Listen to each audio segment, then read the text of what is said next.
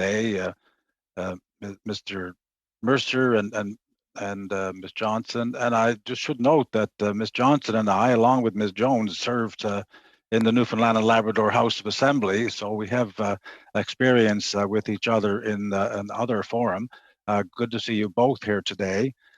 First of all, I just want to sort of note that it's been almost 30 years, or will be almost 30 years, since the Offshore Safety was actually put in the hands of the CNLOPB, the Canada, Newfoundland and Labrador Offshore Petroleum Board, and taken from the provincial and federal departments of labor who were in charge of occupational health and safety in the offshore. And that has been very disappointing to the unions from day one.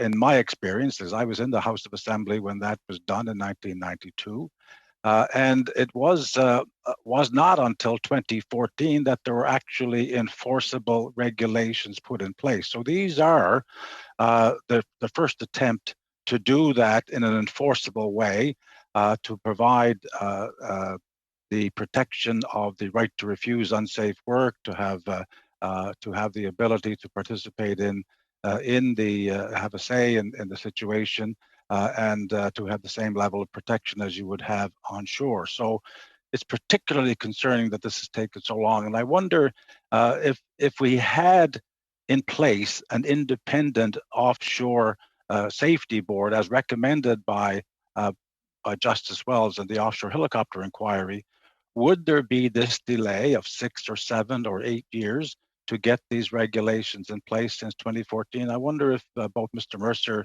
and Ms. Johnson could comment on that, because Justice Wells asked for a separate, powerful, independent, knowledgeable body equipped with expert advice that was devoted only to ensuring that the offshore health and safety regime was adequate. Would that be in place now if we had that separate board?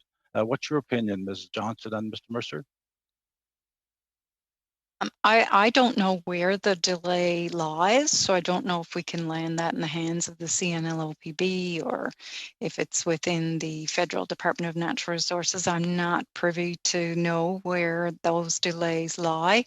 I do know that the CNLOPB gets accolades around the world from the operators here in terms of their expertise in safety and environment. They're spoken really highly of. But then also in that, as you know, Mr. Harris, they are also responsible for things like land sales and maximizing the recovery of the resource. So there was a suggestion to separate the two. I've been saying for a number of years that we need an entity in this province that focuses solely on the maximizing of the recovery of the resource, just like the UK Oil and Gas has, just like the Norwegian Petroleum Directorate.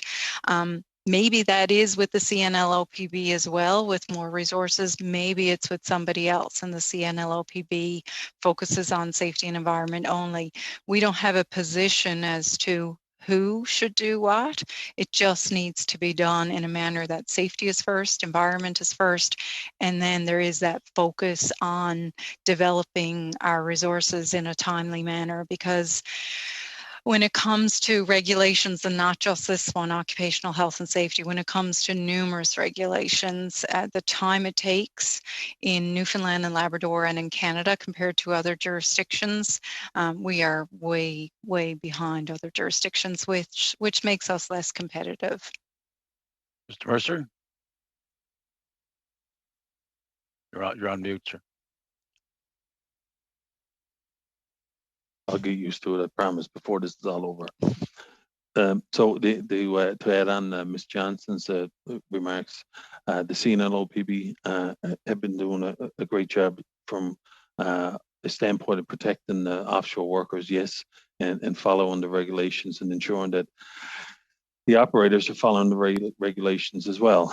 As you can see from when the Suncor was shut down, they went in and they shut it down because there was violations.